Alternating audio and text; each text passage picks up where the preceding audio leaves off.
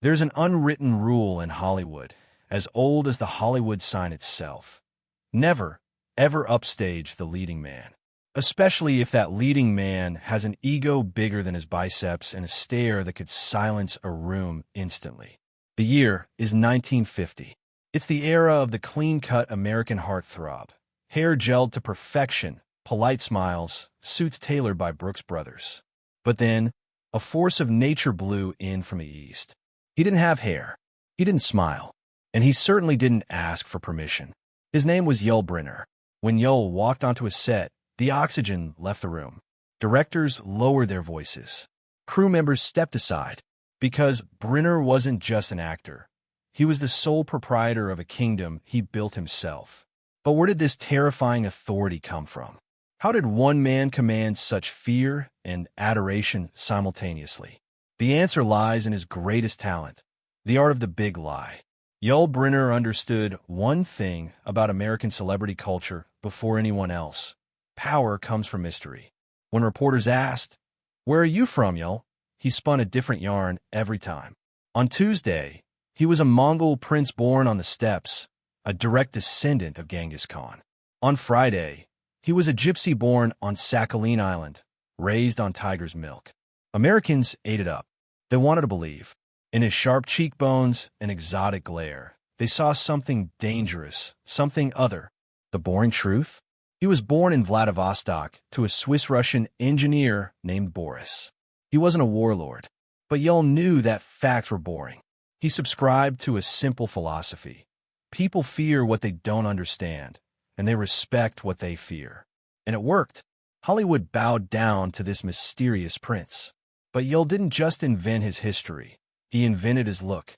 In 1951, he was cast as King Mongkut in Rodgers and Hammerstein's Broadway smash, The King and I. Yul looked in the mirror and made a decision that was considered career suicide for a leading man. He grabbed a razor and shaved his head completely bald. In that moment, he didn't just lose his hair. He gained a trademark. That chrome dome wasn't a weakness. It was a weapon. It was bold, powerful, and intensely masculine. Amidst a sea of actors with perfect pompadours, Yul stood out like a lighthouse. He demanded that lighting directors make his head shine like a diamond. He wasn't acting the role of a king. He was living it. No one entered his dressing room without knocking. Silence was mandatory. He was already practicing absolute dominion. And then Hollywood called. Not for a B-movie, but for the biblical epic to end all epics, the Ten Commandments. The year is 1956. Legendary director Cecil B. DeMille is casting Moses. He chooses the American Titan, Charlton Heston. 6 feet 3 inches, broad-shouldered, the physical embodiment of righteousness. Who on earth could stand toe-to-toe with Heston? Who could make Moses look over his shoulder? There was only one answer: Yul Brynner as Pharaoh Ramses. This set became the stage for Hollywood's first great battle of the biceps. Yul read the script and realized he would be sharing the screen physically with Heston. And in Yul Brynner's rulebook, there is no such thing as second place. A massive physical rivalry began behind the scenes. Yul knew Heston had the height advantage. So Yul hit the gym hard. He started an intense weightlifting regimen, pumping iron between takes to ensure his veins were popping when the cameras rolled. He even went to DeMille and demanded his costume be altered. "I want less fabric," he said. "The audience needs to see the power." Why? Because Yul wanted to prove that while Moses had the word of God, Ramses had the raw power of a deity. And he succeeded. Think of that iconic image. Ramses sitting on his throne, arms crossed, biceps like granite, staring down Heston. Heston might have been doing the talking, but nobody could take their eyes off Brynner. He turned every scene into a flex-off. Critics were stunned. The villain was more charismatic than the hero. Yul Brynner had stolen the show from God's chosen prophet. He won the Oscar. He was now at the summit of Hollywood. But Yul Brynner hadn't faced his true test yet. So far, he had dealt with actors who respected the hierarchy. But in 1960, he signed on for a Western remake called The Magnificent Seven. Yul thought he was the sheriff, the boss, the undisputed star. But on day one, he realized there was a young, blonde, blue-eyed hotshot in the cast who was allergic to authority. His name was Steve McQueen. And McQueen didn't want to serve the king. He wanted to overthrow him. The wind was picking up. The pharaoh had left his palace and walked into a dusty corral for the biggest psychological shootout of his life. And this time, his opponent wasn't going to play by the rules. The year is 1960. We are in the scorching heat of a rugged desert landscape. The set of the Magnificent Seven looks like your standard cowboy movie. Horses, Winchesters, dust, and sweat. But behind the lens, a war is brewing that isn't in the script. It's a war fought not with bullets, but with sheer, unadulterated ego. Yul Brynner is the marquee star. Dressed in all black, he plays Chris Adams, the leader of the pack. By contract, he is the highest-paid actor, the top dog, the man in charge. Yul operates like a solar system. He is the sun, and everyone else is just a planet orbiting his greatness. But one of those planets decided to go rogue, Steve McQueen. At this point, McQueen isn't the king of cool yet. He's hungry, he's ambitious, and he hates the establishment. Yul Brynner, with his perfect posture and theatrical background, represented everything McQueen despised. McQueen had one goal. I'm going to steal this movie right out from under Yul's nose. As filming began, Yul sensed a disturbance in the force. He would be delivering a serious monologue, channeling all his gravitas into the camera, but he noticed the crew giggling. He noticed the director's eyes drifting to the background. Yul turned around, and there was McQueen doing nothing, or so it seemed. McQueen was writing the textbook on Scene Stealing 101.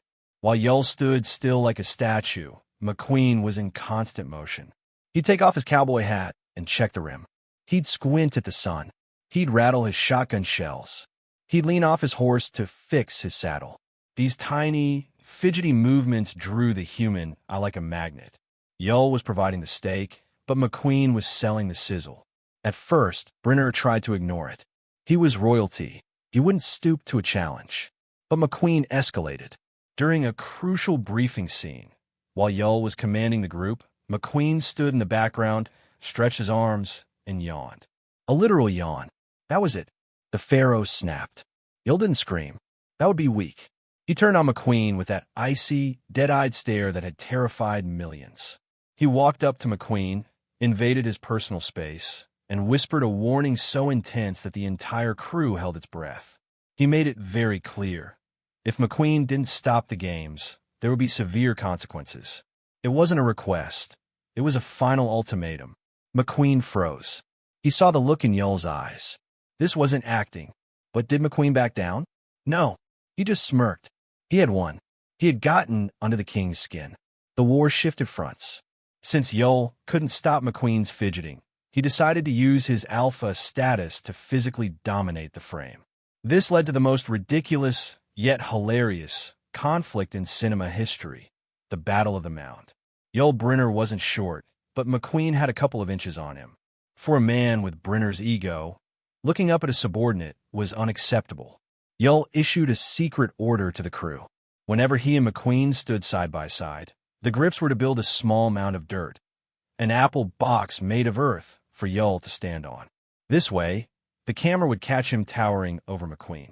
It was a classic Hollywood vanity trick. Yul would step on his little hill, chest out, feeling dominant. Action! But McQueen was observant. Between takes, when Yul walked away to sip water or speak with the director, McQueen would casually stroll over to Yul's mound and kick the dirt away. He'd flatten it out with his boot, whistling innocently. Yul would return, step into position, and realize he had shrunk. He'd turn purple with rage, signaling for the crew to build it back up. This mound war went on for the entire shoot. One man building sandcastles, the other kicking them down. Two grown men, millionaires, fighting over 3 inches of dirt in the middle of a desert. It was petty, it was childish, and it was absolutely magnificent. Yul tried to use the press to bury McQueen. In interviews, he acted like Steve didn't exist. McQueen, in turn, complained to anyone who would listen about Yul's controlling nature. The set was divided, the loyalists versus the rebels. But here is the irony. The camera loved the tension. Think of the scene where they drive the hearse to the graveyard. Yul and Steve riding shotgun. Neither speaks. They just stare ahead. But the rivalry is palpable. The chemistry is electric. Director John Sturges was smart enough to realize, don't stop them. Let them compete. In the end, Yul Brynner held the center. Why? Because Yul was the anchor. McQueen could dance around, juggle, and fidget all he wanted, but the story revolved around the bald man in black. McQueen stole scenes, but Yul owned the movie. As the final days of shooting approached, the crew expected a major conflict, a showdown to end it all. But Yul Brynner had one last move left, a move that would prove that true power isn't about dirt mounds or hats. It's about leaving a legacy that no one can touch. When a Magnificent Seven hit theaters, American audiences witnessed something new. There were 7 guys on the poster, but the movie was really a binary star system. The immovable object, Brynner, versus the unstoppable force, McQueen. Critics raved about McQueen's cool factor, but look at the billing. Yul Brynner's name was first. It was the biggest. He was the glue holding the chaos together. Most actors would have taken a break after such a grueling shoot. But Yul Brynner didn't do breaks. The 1960s transitioned into the 70s. The era of the clean-cut hero was dying. The era of the gritty anti-hero was rising. How would an old-school alpha like Yul adapt? Simple. He didn't adapt. He waited for the world to come back to him. The feud with McQueen simmered for decades. It became Hollywood folklore. But in 1980, as Steve McQueen lay on his deathbed, dying of cancer, he did something unexpected. He picked up the phone and called his old rival. McQueen's voice was weak, but his message was clear. Yul, for everything I did on that set, I was difficult. I wanted to be number one. I'm sorry. You were right. Yul listened. The mounds of dirt, the hat tricks, the tension, all washed away. He replied with the grace of a monarch pardoning a knight. It's okay, Steve. We were just doing our jobs. In that moment, Yul won the war definitively. His greatest rival had acknowledged his sovereignty. But Yul's most fascinating career move came in 1973. Michael Crichton was directing a sci-fi thriller called Westworld. He needed a villain, a relentless, unstoppable force. He offered Yul the role of himself, specifically a robot version of his character from the Magnificent Seven. This was the ultimate power move. Yul Brynner took his own iconic Chris Adams persona, stripped away the humanity, and turned it into a machine. Dressed in the same black cowboy gear, doing the same walk but with cold, dead eyes. He was the original Terminator, a decade before Schwarzenegger. By parodying his own image, he immortalized it. He was telling the audience, the only thing tougher than me is a robot version of me. But the silver screen wasn't enough. Yul craved real-time worship. So, he returned to his throne, Broadway. He revived The King and I. Most actors get bored playing a role for a month. Yul Brynner played the King of Siam 4,625 times. Let that sink in. 4,625 nights. He didn't just play the role. He became the king. Backstage, his word was law. He demanded the hallways be painted a specific color, tan, to be easy on his eyes.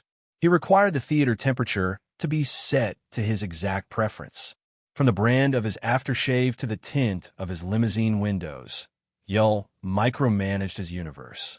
A reporter once asked him, "Don't you get bored saying the same lines thousands of times?"